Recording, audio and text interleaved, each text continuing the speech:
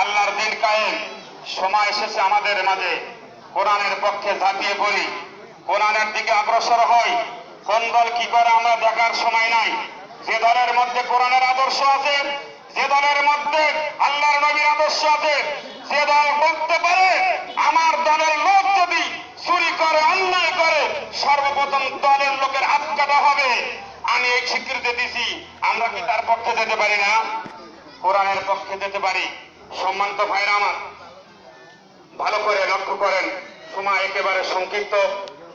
সামনের কাতার একটু পুরো করেন, অনেক লোক দাঁড়ায় আছে। হ্যাঁ হ্যাঁ, একটু দয়া করে দাঁড়ায় যান।